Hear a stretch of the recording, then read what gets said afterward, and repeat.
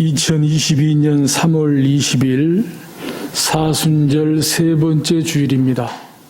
만나 뵙게 돼서 반갑습니다. 확실히 대면 예배로 드리니까 좋습니다. 대면 예배로 모일 수 있을 때 최선을 다해서 모여주시기를 바라고, 또 정말 부득이 모이지 못할 때에는 또 교회에서 음성 파일로 또 영상으로 보내드리는 예배를 통해서 비대면으로라도 꼭 예배를 드려주시기를 이 시간을 빌어서 간곡히 부탁을 드리고 호소를 드립니다.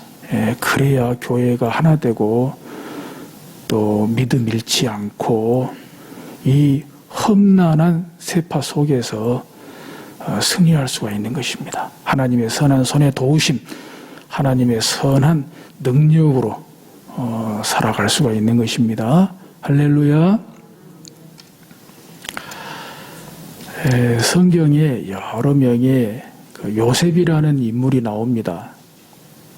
대략 8명 정도 나오는 것으로 알고 있는데요. 이제 구약의 야곱의 12아들들 중에 한 명인 요셉이 있지요. 후에 애굽의 총리 대신이 된 사람이지요. 또 신약에 이제 오늘 본문에 나오는 마리아의 남편 요셉도 있고, 또 다음 주에 가능하면 보겠습니다마는 아리마대 부자 요셉도 있고, 또 바나바 요셉도 있고, 또 가룟 유다 대신 사도 후보에 올랐던 유수도 요셉도 있고, 뭐 그렇습니다.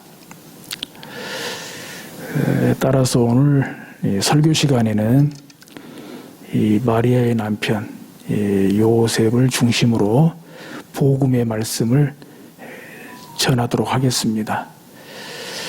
오늘 설교 제목은 가난한 요셉입니다. 그렇습니다. 마리아의 남편 요셉은 가난한 요셉이었어요. 사실 당시 이스라엘은 로마 제국의 지배하에 있었죠. 식민지 지배 국가였죠. 그러니까 대개 백성들이 가난하게 살았어요. 요셉도 그 중에 한 사람이고, 또 그의 직업이 가난한 목수였습니다. 그도 그럴 것이 예수님께서 태어나실 때 어디에 누이셨습니까? 당시에 누가복음 2장에 보면 잘 나와 있죠. 가이사 아구스도, 로마 황제 가이사 아구스도 때 로마 제국 전역에 그 호적 명령이 내렸어요. 즉 세금을 징수하기 위한 인구조사 명령이었죠. 가이사 아구스도 하면 세계사적으로 볼 때 로마의 초대 황제로 유명한 율리우스 시저, 아우구스투스로 유명하죠. 이제 그때에 이제 그 호적하려고 이 갈릴리 나사렛에서 유대 땅 베들레헴으로 가죠. 근데 거기에서 산딸이 차가지고 아이를 낳게 됐어요. 근데 그때 아이를 낳아서 어디에다 뉘었어요? 구유에 뉘었다. 짐승의 여물통 위에다가 뉘었다는 거죠. 이유인즉 여관에 유숙할 곳이 없음이러라, 이렇게 나오거든요. 그러니까 여관에 방이 없었다는 거예요. 그것은 그만큼 그 당시에 이제 뭐 호적한다고 인구 이동이 있으니까 뭐 그런 탓도 있겠지만, 또 아무리 그렇지만 지금 아이를 낳을 산모인데 방 하나 정도는, 방 한 칸 정도는 좀 내줄 만한 인심이 있어야 되잖아요. 근데 그 정도로 인심이 야박했다는 거죠.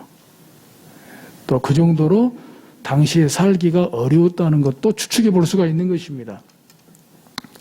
뿐만이 아니라 뭐 지금도 그렇습니다만은 그때도 요셉이 좀 형편이 넉넉한 사람이었다면 웃돈 주고 좀 사정하면 될 수도 있잖아요.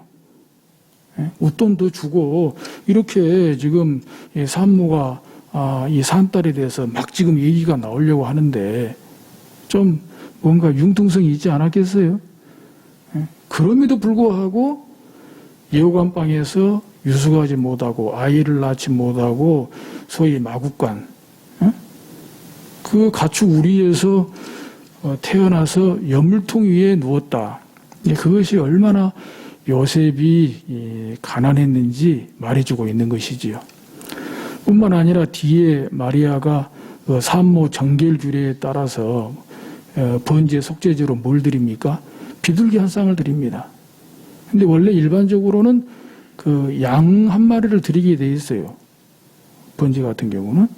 근데 그 비둘기 한 쌍으로 드렸다는 것은 그것은 가난한 자를 위한 배려거든요.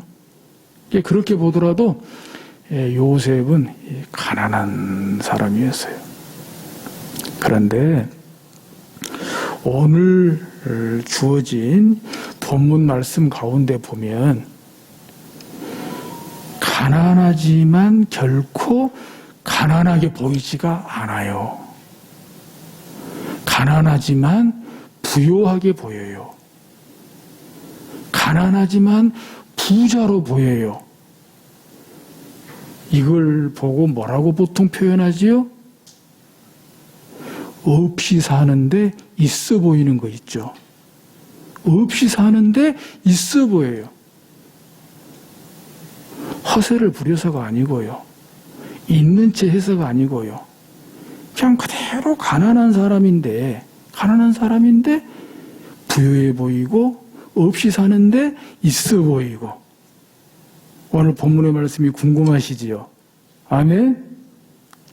한번 오늘 본문 읽어보면서 보십시다. 마태복음 1장 18절 예수 그리스도의 나심은 이러하니라. 예수님의 탄생에 대한 기록의 말씀입니다.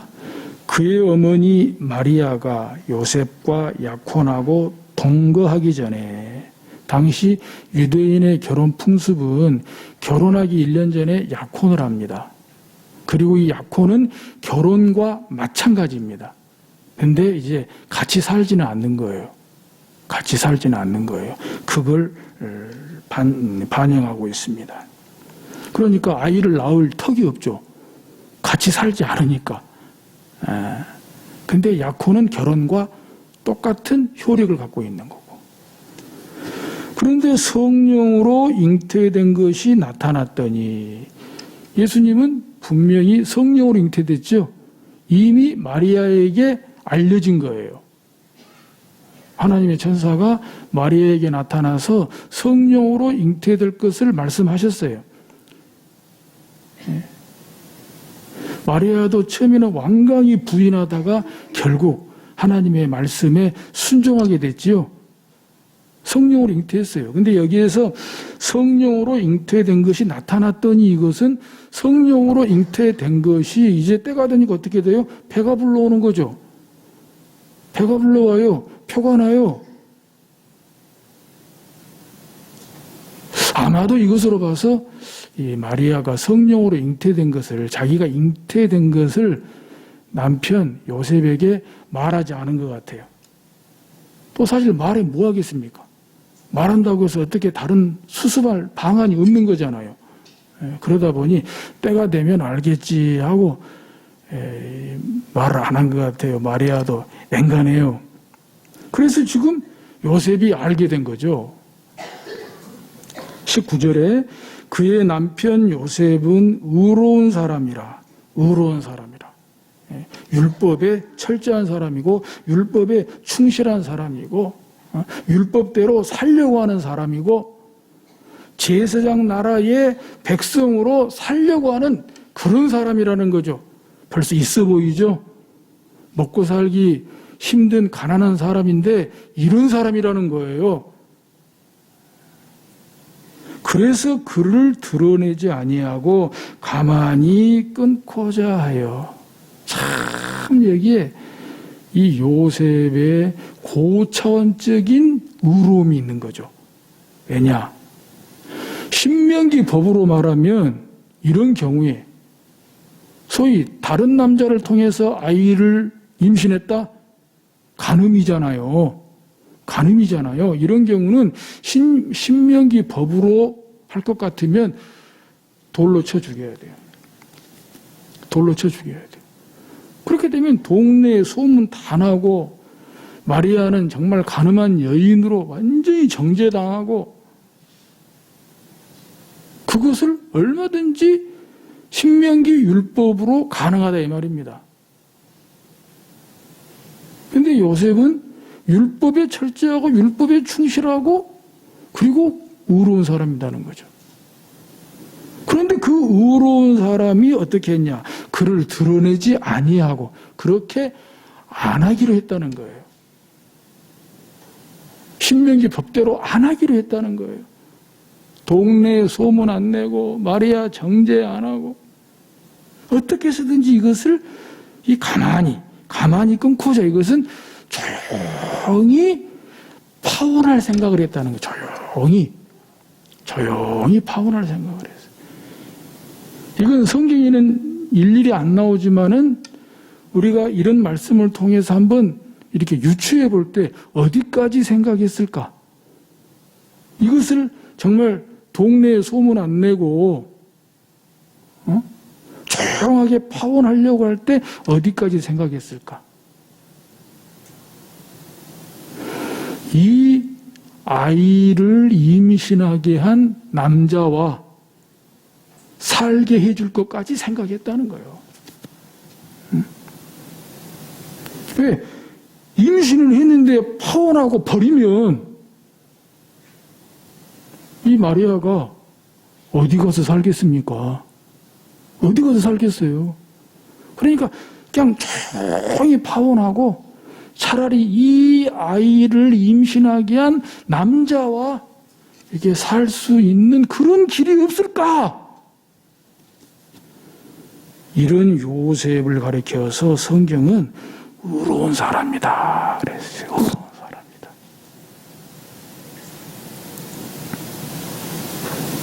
한 번 맺은 인연, 한 번 맺은 정혼, 그 정혼녀를, 약혼녀를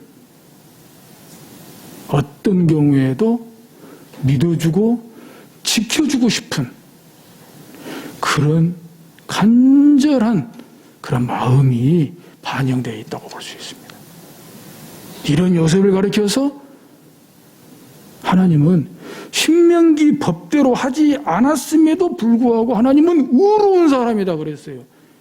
바로 이것이 신명기 법 정신, 말씀의 정신. 그래서 우리는 오늘도 끊임없이 말씀을 듣고 배워야 돼요.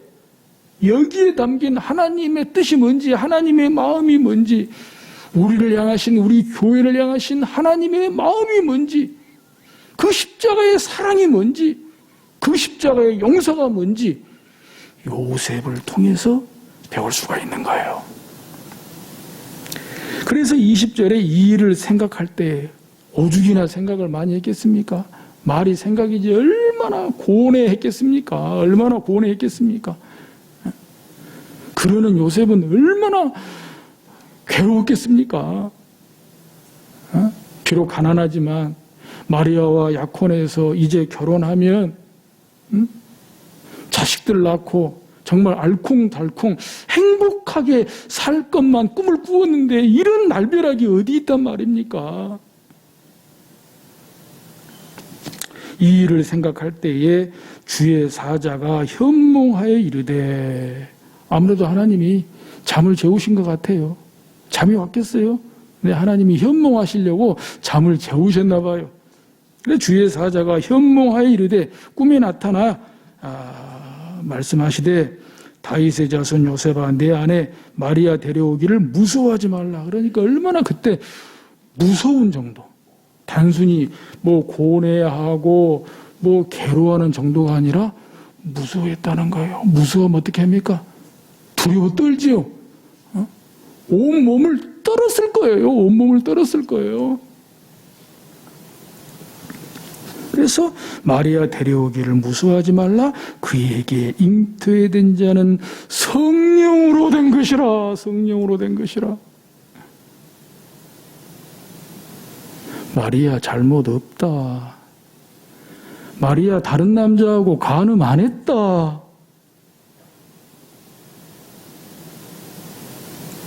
그렇게 고뇌하지 말아라. 괴로워하지 말아라. 무서워하지 말아라. 할렐루야. 하나님이 알아주는 거 아닙니까? 하나님이 믿어주는 것 아닙니까? 이거 또한 사실이고요. 그래서 21절에 이제 예수님에 대해서 구주 예수 탄생에 대해서 말씀하시는데 21절에 아들을 낳으리니 이름을 예수라 하라. 이는 그가 자기 백성을 그들의 죄에서 구원할 자이심이라 하니라.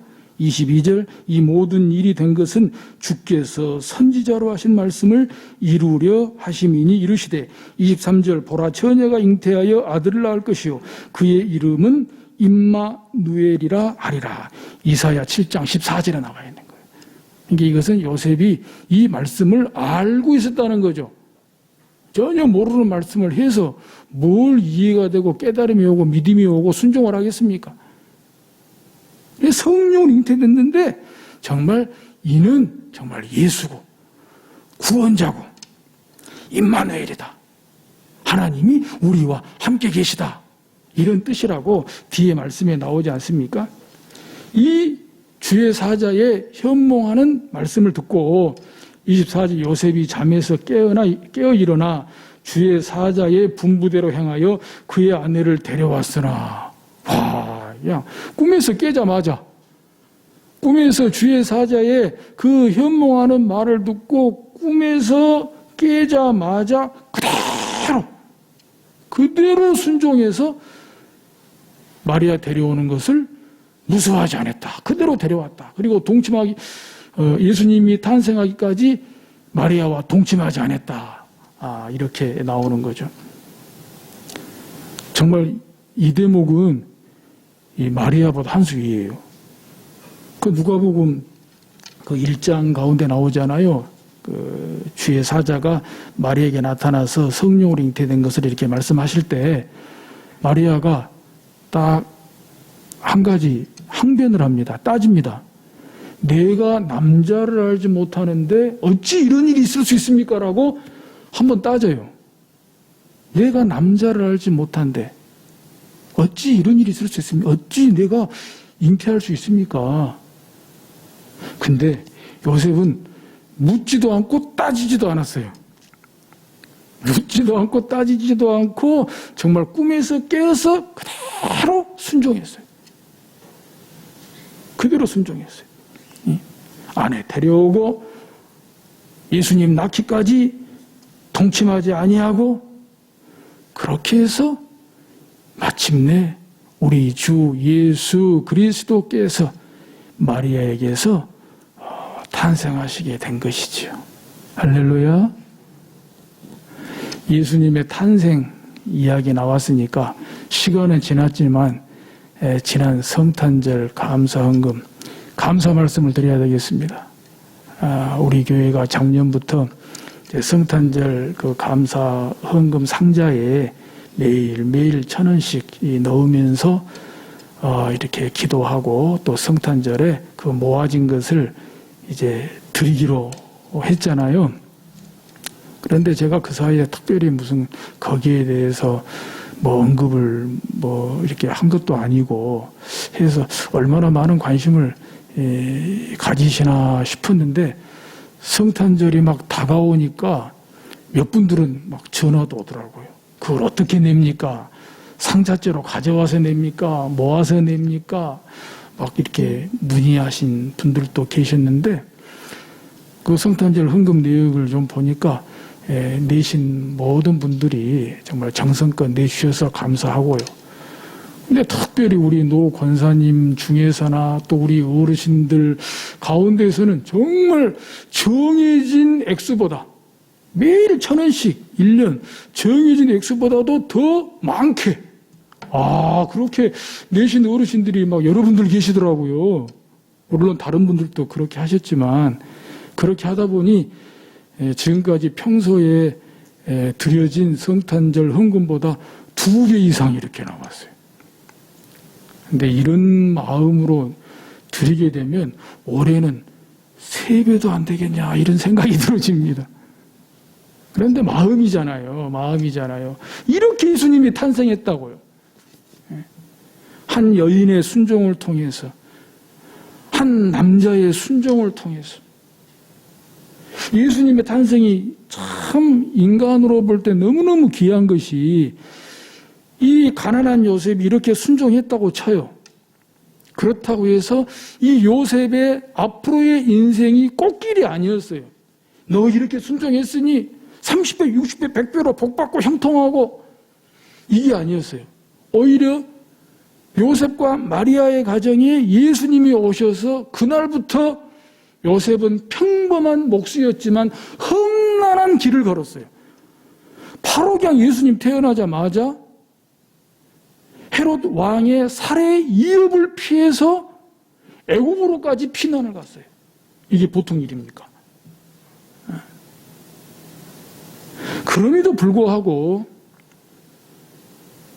요셉은 마리아를 끝까지 지켜줬어요. 목숨을 걸고 지켜줬어요. 끝까지 함께 해줬어요. 이 마리아에 대해서도 행적을 보게 되면 그렇게 편안할 수가 없어요. 평안합니다. 또 예수님도 하나님의 아들 하면은 할 말 없지만, 적어도 이 땅에 오신 사람의 아들로 볼 때 예수님께서 왜 이렇게 평안하실까? 왜 이렇게 평안하실까? 왜 이렇게 자신감이 있으실까? 라고 할 때, 이런 이 땅에 사람으로 오시고 사람의 아들로 오시고 그 아버지 요셉의 이 역할을 절대 무시할 수 없다라는 생각이 들어집니다. 이런 아버지 밑에라면 어느 자식이 어디 가서 무엇을 한들 절대 기죽어 살지 않을 거라고 봅니다.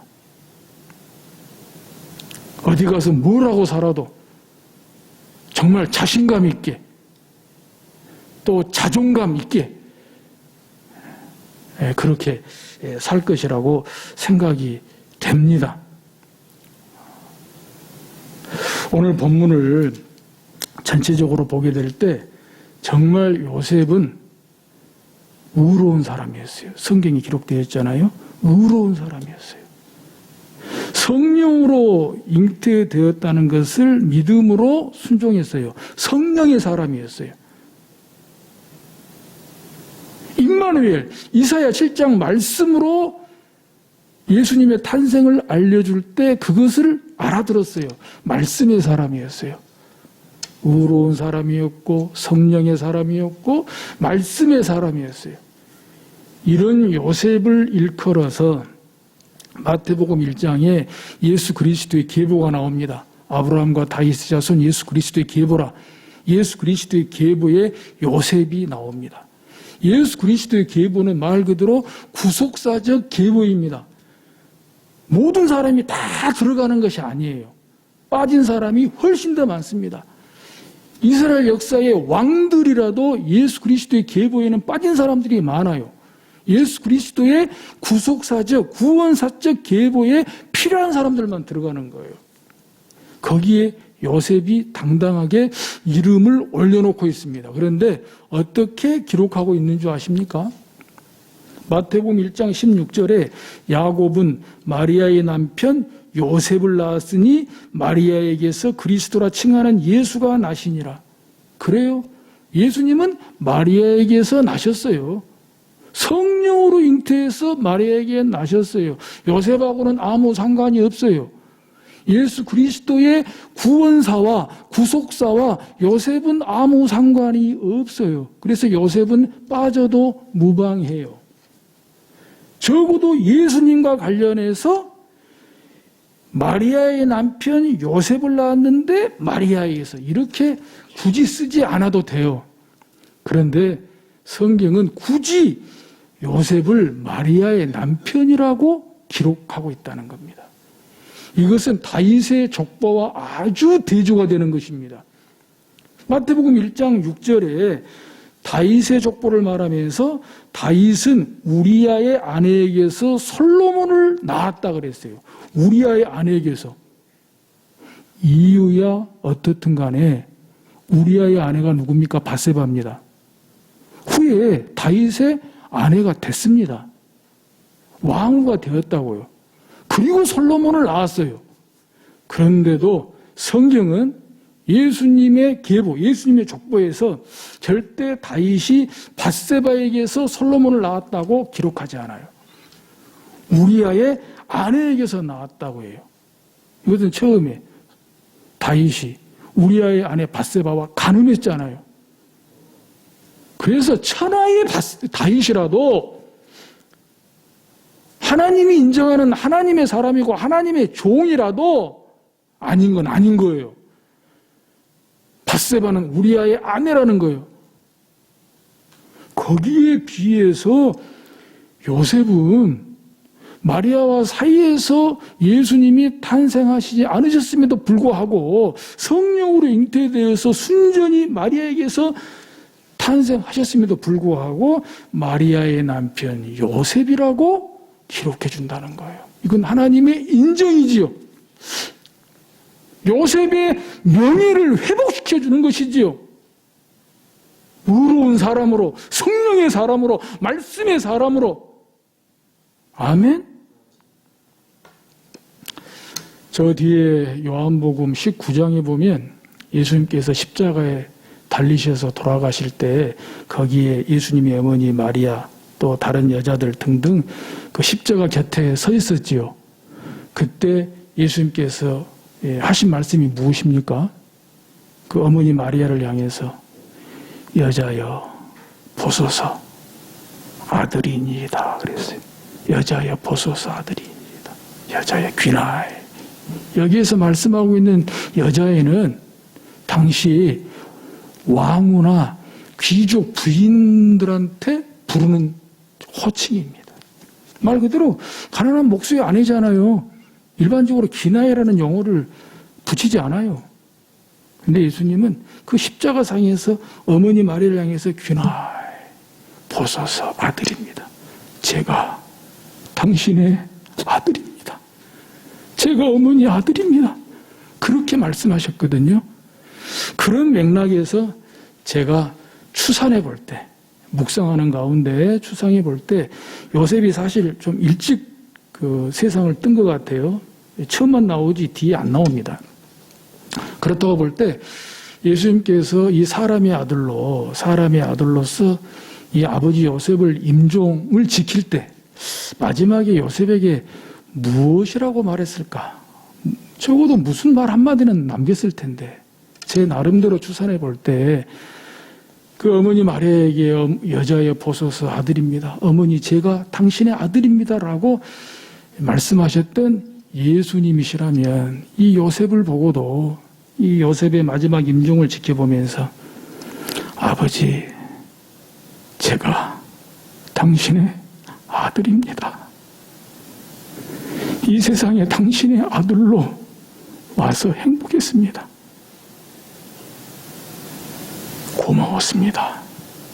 고마웠습니다.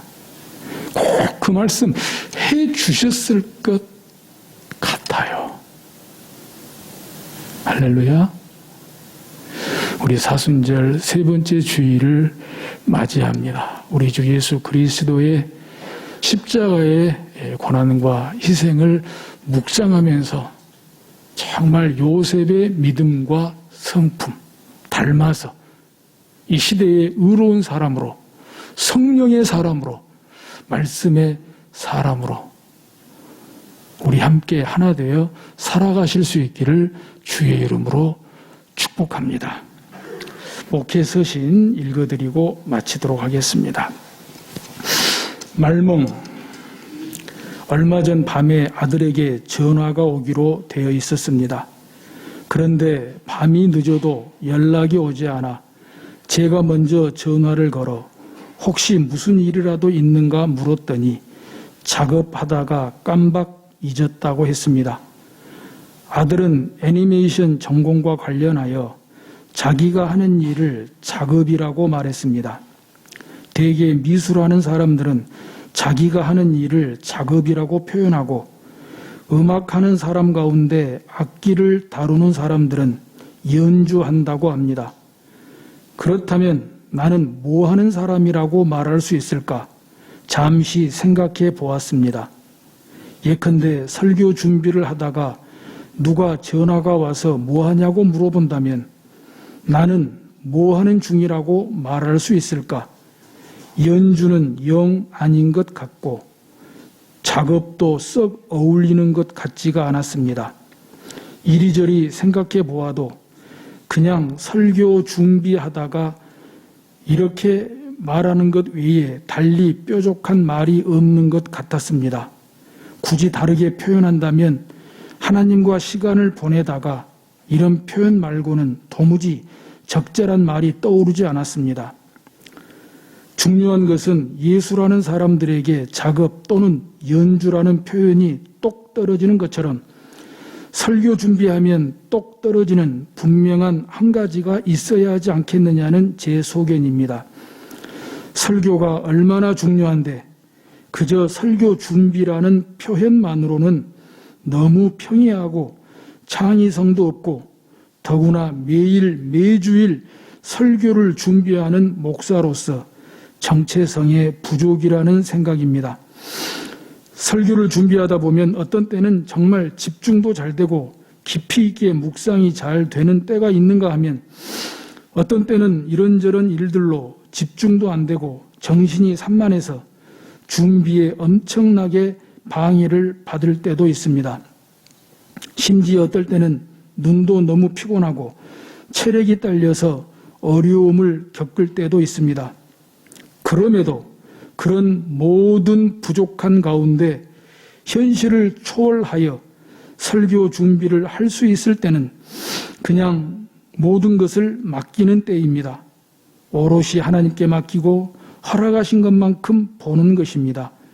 그러다 보면 설교를 시작하신 이가 하나님이시니 마치시는 이도 하나님이란 사실에 무한 믿음과 신뢰를 하게 되는 것 같습니다. 방금 적절한 표현 한 가지가 정광석화처럼 번쩍 스치고 지나갔습니다. 멍 때리기. 요즘 불멍, 물멍이라는 말이 유행이지 않습니까? 불 보며 멍 때리고 물 보며 멍 때린다는 것이지요. 그럼 저는 말씀이니까 말멍이라고 해야 맞나요? 가만히 생각해 보니 표현이야 어떻든 말멍이 일리가 있는 것 같습니다. 시간 가는 대로 시간에 구애받지 않고 말씀이 보여주는 대로 맡기고 가보는 것. 진실로 말씀 보며 멍 때리기, 즉 말멍이야말로 설교자에게는 절실하고도 최고의 설교 훈련이라는 생각이 지금 이때야말로 간절해집니다. 부디 누가 전화가 와서 뭐 하냐고 물어보면 알아듣든지 못 알아듣든지 말멍하고 있다고 말할 수 있기를 기대해 봅니다. 여러분도 매일 함께 매일 하나 오늘 말씀으로 말멍하시기를 축원합니다. 아무쪼록 건강하시고 평안하십시오. 2022년 3월 20일 지안 오양록 목사 드림. 기도하겠습니다. 하나님 아버지 은혜에 감사를 드립니다. 사순절 세 번째 주일을 맞이하면서 우리 주 예수 그리스도의 십자가의 고난과 희생을 또한 묵상하면서 오늘 주신 말씀을 가슴에 새기기를 원합니다. 가슴에 철필로 새겨서 요셉처럼 어떤 경우에도 끝까지 어떤 경우에도 한결같이 의로운 사람으로 성령의 사람으로 말씀의 사람으로 살게 하여 주옵소서. 예수님의 이름으로 기도드리옵나이다. 아멘.